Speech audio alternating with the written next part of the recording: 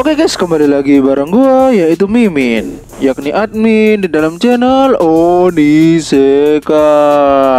Oke guys, hari baru, chapter baru. Di video kali ini Mimin akan membahas Logism chapter yang terbaru, yakni chapter 477. Dan di chapter ini kita diperlihatkan sesuatu yang menarik cuy. Oke guys, di dalam chapter ini Mimin setidaknya berhasil menemukan 5 poin dan juga 4 teori coy. Apa aja 5 poin dan 4 teori itu? Nah, kalian tonton sampai akhir. Oke guys, seperti biasa Mimin mau mengucapkan terima kasih banyak kepada kalian semua cuy, kepada 1477 orang yang telah subscribe channel Mimin, juga kepada kalian semua yang telah menonton video Mimin, mensupport channel Mimin. Mimin ucapkan terima kasih banyak yang sebesar-besarnya. Oke guys, jika kalian suka video ini boleh kalian like, dan juga jika kalian suka dengan channel ini boleh kalian subscribe channel ini. Oke guys, gak usah banyak basa-basi, kita langsung saja ke poin yang pertama. Let's go.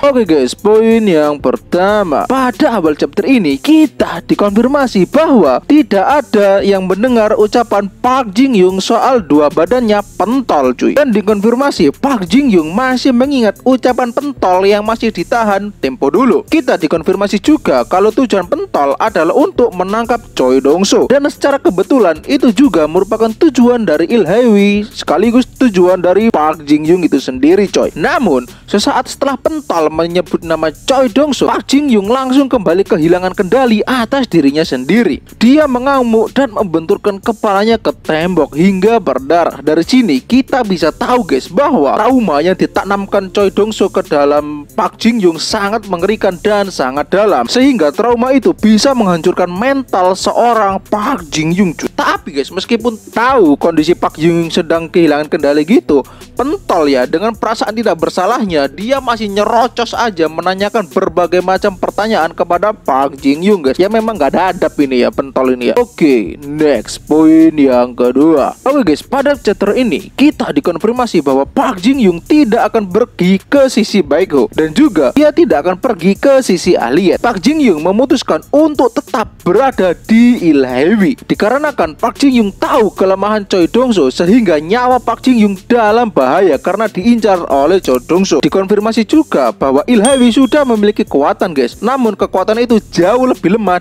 dibandingkan dengan kekuatan Choi Dong-soo yang telah dia himpun. Sebenarnya guys, apa sih tujuan Choi Dong-soo menghimpun kekuatan yang sangat besar tersebut? Dan ya Mimin dan teman Mimin punya teorinya cuy. Di sini Park Jin Young mengungkapkan hal yang cukup mengejutkan. Dia meminta semua orang beraliansi dengan Yojin, karena jika dibandingkan dengan Aliet, Ilhaewi masih jauh lebih kuat. Dan memang betul guys, seperti itu. Dan meskipun gak enak diakui guys, selama ini Park Hyung-suk yang mengincar Ilhaewi itu justru membuat Choi Dong-soo punya kesempatan untuk bernafas lega dan lebih banyak menghimpun kekuatan. Ini make sense dengan Choi Dong-soo yang pernah ingin menghancurkan Four Man Crew. Padahal Four Man Crew adalah bentukan Choi Dong-soo sendiri guys. Kenapa? Ya karena Choi Dong-soo yakin Four Man Crew akan menjadi penghalangnya di masa depan. Itu poin yang kedua. Oke, next poin yang ketiga. Oke guys, di sini kita diperlihatkan Park Hyung-suk pentol mulai serius. Akhirnya ya, setelah sekian lama kita diperlihatkan Park Hyung-suk yang seperti orang pelongak-pelongok. Akhirnya di chapter ini kita diperlihatkan Park Hyung-suk yang bersikap serius. Dia pun langsung menghubungi Yojin dan meminta untuk beraliansi. Dan di sini guys, ada panel yang keren, dimana semua petinggi Aliet ada di panel ini cuy, dengan pose kebanggaan mereka masing-masing. Oh ya guys, saran Mimin ya, jangan cari yang nggak ada. Orang yang kebanyakan bacot tapi lemah nggak pantas ada di jajaran ini guys. Siapa guys? Ya benar, orang itu adalah Jin Ho Bin cuy. Bahkan sampai sekarang aja dia masih turu. Haha, lemah. Dan ya seperti yang Mimin kira guys, Yojin memang selalu selangkah lebih dulu daripada yang lain. Dia sudah mengirimkan para eksekutif untuk menolong anak perusahaan pertama, yang berarti Yojin sudah memperkirakan bahwa Lee Do-kyu akan melakukan gencatan senjata dengan Jungkook. Dan di sini Park Hyung-suk menawarkan Ilhae untuk gencatan senjata guys. Lihat guys perbedaan Park Hyung-suk di tubuh gede dengan Park Hyung-suk di tubuh ori. Lebih badas yang di tubuh ori kan.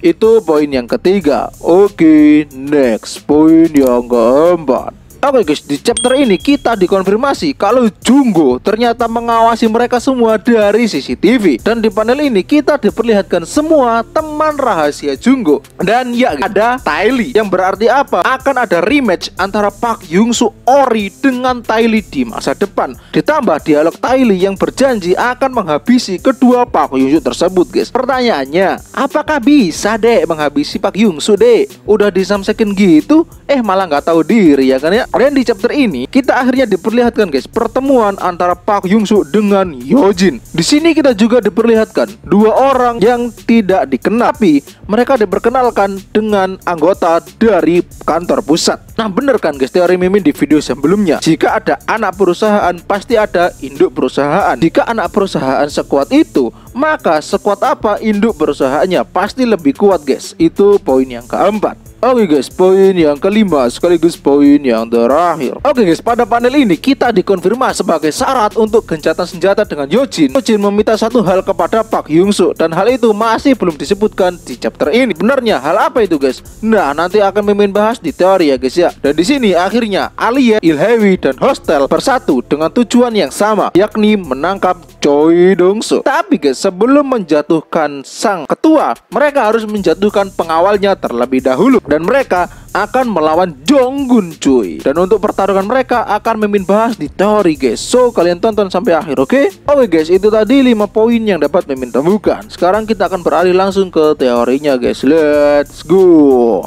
Oke guys, teori yang pertama adalah teori mengenai alasan Choi Dong-soo menghimpun kekuatan besar. Teori kita mengenai alasan Choi Dong-soo menghimpun kekuatan besar ada dua guys. Yang pertama, Choi Dong-soo memiliki tujuan besar. Maksudnya gimana Min? Mungkin ya Choi Dong-soo ingin menguasai daerah Seoul, bahkan daerah Korea Selatan itu sendiri cuy. Makanya dia membutuhkan kekuatan yang sangat besar untuk menaklukkan daerah-daerah tersebut. Alasan yang kedua, Choi Dong-soo memiliki musuh yang sangat kuat, sehingga dia membutuhkan kekuatan yang sangat besar cuy. Ini masih berhubungan dengan teori yang kemarin mengenai kekuatan besar yang dilawan oleh Kim Ga-brong dan teman-teman cuy. Mungkin ya guys ya, Choi Dong-soo berniat untuk melawan kekuatan besar yang telah bangkit tersebut. Jika enggak, alasan tangan kiri Choi Dong-soo hilang itu masih belum masuk akal guys. Karena orang sekuat itu bisa kehilangan tangan kirinya, menurut Mimin agak mustahil ya jika dia memang tidak mengorbankan tangan itu. Maka dari itu, mungkin Choi Dong-soo ingin membalas dendam terhadap kekuatan besar itu tanpa melibatkan teman-temannya. Ibaratkan gini guys, Choi Dong-soo adalah vigilant. Dia mau melawan kekuatan besar tapi tidak mau melibatkan teman-teman yang lain, sehingga dia seolah menjadi sosok penjahat di cerita ini. Dan sebenarnya dia ingin mengalahkan kekuatan besar tersebut guys.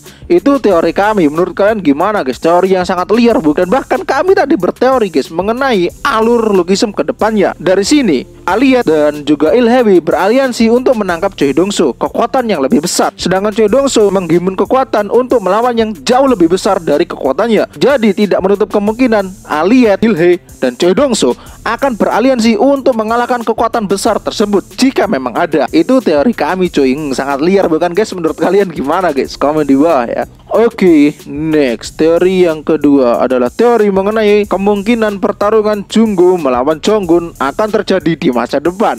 Kenapa Mimin bisa berteori demikian? Karena guys, alasannya itu sangat jelas. Jong-gun dan juga Junggo sudah berada di sisi yang berseberangan, di mana Jong-gun masih berpihak kepada Choi Dong-soo, sedangkan Junggo udah mau berencana untuk memeras Choi Dong-soo, bahkan ingin mengetahui kelemahannya. Dan jika mereka bertarung dengan serius, bahkan dengan full power, sama-sama full power, maka pertarungan itu akan sangat menakjubkan guys. Mimin harap di pertarungan itu nggak ada pentol ya. Nanti pentol tinggal ngopi aja guys, gak seru guys. Itu teori Mimin yang kedua. Menurut kalian gimana guys? Komen di bawah ya. Oke, next. Teori yang ketiga adalah teori mengenai hal yang diminta Yojin. Ini berdasarkan ekspresi Park Hyung-soo cuy. Di sini Park Hyung-soo kan terlihat kaget, tapi di panel sebelumnya dia terlihat memejamkan matanya. Artinya apa? Dia sedang menarik nafas dalam atau tidak, merasa lega paling tidak cuy. Merasa lega karena apa Min? Ya karena rahasia tentang dua tubuhnya tidak ditanyakan oleh Yojin. Jadi Min, apa yang ditanyakan Yojin? Ya ditanyakan Yojin kemungkinan informasi mengenai Kwak Ji-chang cuy. Karena sejauh ini informasi yang paling mendekati rahasia Choi Dong-soo adalah informasi mengenai Ji-chang dan juga No Bakgu. Kemungkinan Yojin sudah tahu bahwa mereka bertemu dengan Ji-chang, sehingga Yojin ingin tahu informasi apa yang disampaikan Ji-chang ke Park Hyung-soo guys. Itu teori Mimin yang ketiga. Menurut kalian gimana guys? Komen di bawah ya. Oke, next teori yang keempat sekaligus teori yang terakhir, alur pertarungan Jonggun melawan Everybody.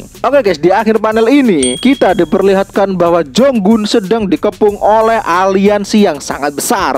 Dan pertarungan ini akan menjadi pertarungan antara murid dengan gurunya coy. Sungguh pertarungan yang patut kita nanti. Jadi alurnya bagaimana Mi? Alurnya Aliyat, Ilhai, dan Hostel akan menang dengan mudah guys jika lawannya bukan Jonggun. Sedangkan lawannya adalah Jonggun yang dimana dapat julukan Shiro Oni atau Iblis Putih. Dan kebetulan Jonggun pada saat itu memakai baju berwarna putih. Jadi guys, jika kalian ingat saat Jonggun memakai baju berwarna putih, backgroundnya berubah jadi apa guys? Backgroundnya berubah jadi merah. Dan jika kalian pembaca Lookism pasti udah tahu guys, tanda background merah itu apa? Akan ada pertarungan yang seru dan bantai-bantai di situ guys. Jadi pertarungannya pasti bakalan seru. Tapi apakah Jonggun kalah? Menurut Mimin kekalahan Jonggun itu hampir hal yang mustahil cuy. Karena sejauh ini karakter Jonggun adalah karakter yang didevelop sangat kuat, tak tertandingi, bagaikan raja terakhir guys. Itu teori Mimin yang keempat. Menurut kalian gimana cuy? Komen di bawah ya. Oke guys, itu tadi 5 poin dan juga 4 teori yang dapat Mimin temukan di dalam Lookism chapter 477. Apabila ada kurang lebihnya, Mimin mohon maaf yang sebesar-besarnya dan bisa kalian tambahkan di kolom komentar cuy. Dan seperti biasa, jika kalian suka dengan video ini, boleh kalian like dan share ke teman-teman kalian. Jika kalian suka dengan channel ini, boleh kalian subscribe dan nyalakan notifikasinya. Seperti biasa aja lah udah. Dan yang paling penting, jangan lupa berteori cuy. Kita teorikan yang telah Mimin teorikan tadi guys. Oke guys, see you di next video. Bye bye bro.